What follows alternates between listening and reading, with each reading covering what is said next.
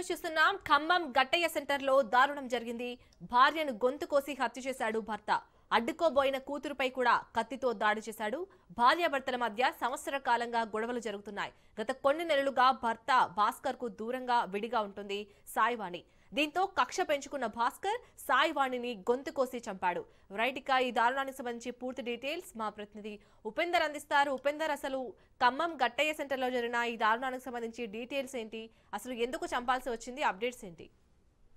ఏషాల్ని ఖమ్మం నగరంలోనే అటు ఓ మహిళ వివాహిత హత్య మాత్రం సంచలనంగా మారిందనేది మనం చెప్పుకోవచ్చు. ఈ ఘటనలో ఖమ్మం నగరం ఒక్కసారిగా ఉలిక్కిపడింది. అయితే చింతకాని మండలం నేరేడు గ్రామానికి చెందినటువంటి ఏదైతే సాయివాణి, అదే విధంగా భాస్కర్ భార్యాభర్తలు, వీరికి 2 పిల్లలు కూడా ఉంటారు. అయితే పిల్లలతో కలిసి కూడా 3 నెలల క్రితం ఖమ్మం నగరంలోనే బీఆర్ఎస్ పార్టీ కార్యాలయ సమీపంలో ఉన్నటువంటి గట్టయ్య సెంటర్ కి అయితే వచ్చారు. వీరు ఇరువురు కూడా భార్యాభర్తలు ఇద్దరు కూడా కూలీ పనులు చేసుకుంటూ జీవనం అయితే సాగిస్తున్నారు. భార్యాభర్తలు ఇరువురు కూడా ఓ ఫంక్షన్ హాల్ ఇటీవలనే క్లీనింగ్ పనులు కూడా కుదిరినట్లయితే తెలుస్తుంది. అయితే ఆ పని భర్త రాకుండా మద్యానికి తాగుతూ కూడా జులాయిగా తిరిగేవాడని చెప్పేసి తెలుస్తుంది. ఈ నేపథ్యంలో ఇద్దరు కూడా విడిగా ఉంటున్నట్లయితే తెలుస్తుంది. ఈ తరుణంలో ఇద్దరు తరచూ భార్యాభర్తల మధ్య కూడా గొడవలు జరిగేవని చెప్తున్నారు. ఈ రోజు ఉదయం మద్యం సేవించి కత్తి తీసుకొని ఇంటికి వచ్చినటువంటి అంటే ఏదైతే భాస్కర్ భార్యను హత్య చేసినట్లయితే కూతురు చెబుతుంది. ఇక తల్లిని కత్తితో దాడి చేస్తుండగా అడ్డు వచ్చినటువంటి పిల్లల్ని కూడా కత్తితో కూడా ఏదైతే భర్త భాస్కర్ దాడి చేశాడని చెప్పేసి స్థానికులు చెప్తున్నారు. ఇక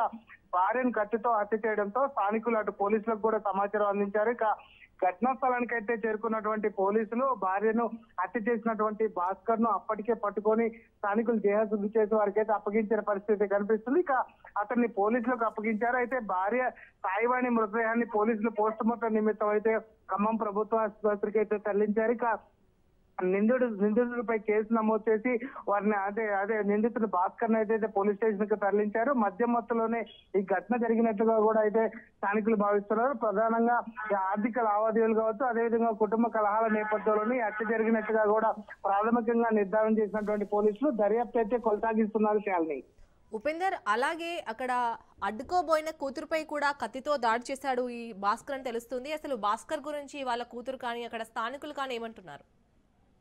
అంటే గత కొంతకాలంగా కూడా అంటే భార్య ఏదైతే భాస్కర్ తన భార్య సాయివాణితో దూరంగా ఉంటున్నట్టు తెలుస్తుంది. ఈ నేపథ్యంలోనే సాయివాణి తన 2 పిల్లలు, ఒక బాబు ఒక పాప ఉంటుంది. పాప 14 సంవత్సరాలు ఉంటుంది.